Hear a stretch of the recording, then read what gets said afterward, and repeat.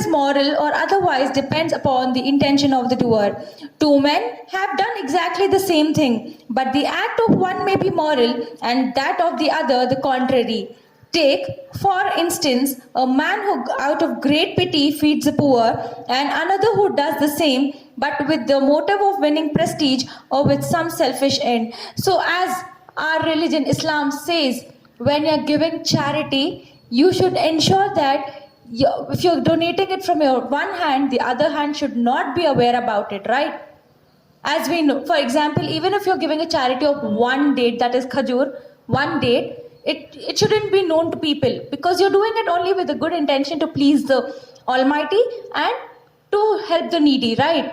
So that is how here also Gandhiji is telling us that when two people are doing same act, one is done with the intention of pleasing the Creator and helping the needy, whereas the other has done to just gain prestige from people so that others will tell he's such a great man, he'll help everybody.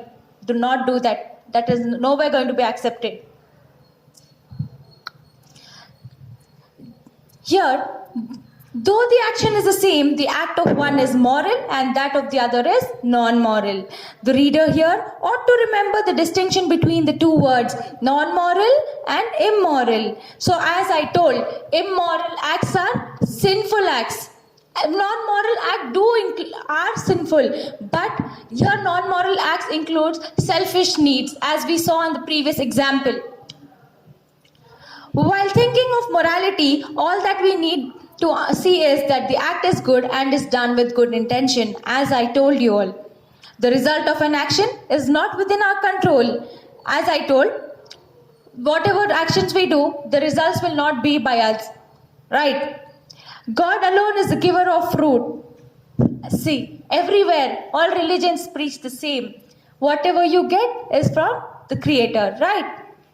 Historians have called Emperor Alexander the Great. Very good example which is given here. What happened when Alexander died? He left his hands out of his coffin. Right? Why? What was the only intention of Alexander? To rule the whole world. What others thought? Oh, what he's doing is very good. How did he want to capture the world? By being good to all. What was his intention? Bad. That is why we have one word, right? Niyat. All your decisions are based on niyat, right? Understanding? Yes.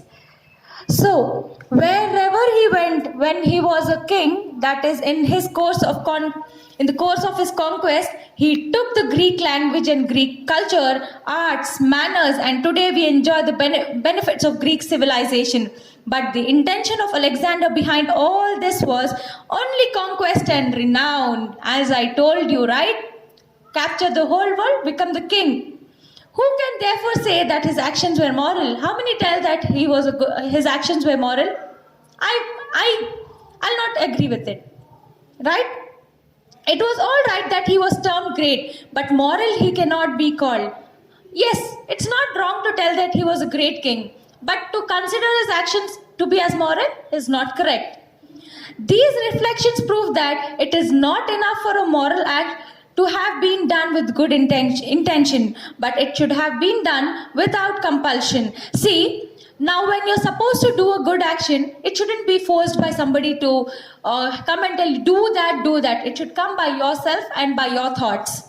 There is no morality whatever in my act. If I rise early out of fear that if I'm late for my office, I may lose my situation. Similarly, there is no morality in my living a simple and unpretentious life if I have not the means to live otherwise. See, here what Gandhiji is telling us that if you see, you have, wherever your punctuality is important, right? If you go to your workplace with the fear, oh, I will lose my job if I'm late, then that will not be a moral action. You should go to your job. You need to work in such a way that you are happy and your intentions are also pure for it. Yes, as we all do. What is the very first intention when you sit in class? Whatever work we do is to please you, right? We read it right. We would make a niyat. Whatever we do is to please you and consider this work, this timings of us to be in the form of etikaf, right? So it is this way. The Gandhiji is also trying to give us the same message, but in different words. But plain, simple living would be moral if, though wealthy. I think all the want and misery in the world about me and feel that I ought to live a plain, simple life and not one of ease and luxury. Likewise, it is only selfish and not moral of an employer to sympathize with his employees or to pay them higher wages lest they leave him. So here we see that a person who is very rich and lives a simple life that is obviously a moral life, moral action. But if you have too much of money and you utilizing the money to gain prestige from others is not a moral action, because you shouldn't show off. The intentionally that's going to hurt others who do not have those things. And moreover, here, Gandhiji is also telling that it is not good for an employer to hire people and attract them by money. Rather, he also has to look after their benefits, right? See what is written further. It would be moral if the employer wished well of them and treated them kindly, realizing how he owed his prosperity to them. Yes, the moral intention of employer is to wish them well. That is to think good about the employees and also treat them kindly. Not treating them, telling, I'm paying you so much, you do my work. That shouldn't be the thought of an employer. Understanding? Yes.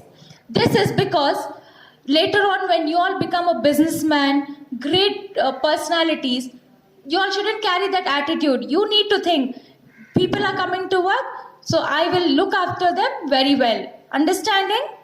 Good. This means that for an act to be moral, it has to be free from fear and compulsion. When the peasants rose in revolt and with bloodshed eyes went to King Richard II of England demanding their rights, he granted them the rights under his own seal and signature. But when the danger was over, he forced them to surrender the letters. It would be a mistake for anyone to say that King Richard's first act was moral and second immoral, for his first act was done only out of fear and had not an iota of morality about it. So Gandhiji has again given us the other example of King Richard II of England. In England, there was a revolt, that was a war, which was which was taken place by the farmers, and they went and fought for their rights with the king. And so the king was scared that if he couldn't fulfill the rights of his farmers, he may lose his kingship. So what he did, out of fear, because of that fear, what he did, he signed on a paper telling that, yes, you can take your lands. But once all these wars came down, when situations turned to be calm, he took back the papers. Is it a right act? Not at all. He just did it with the thought that he shouldn't lose his kingship. So think wisely how Mahatma Gandhiji has pictured every kind of situation.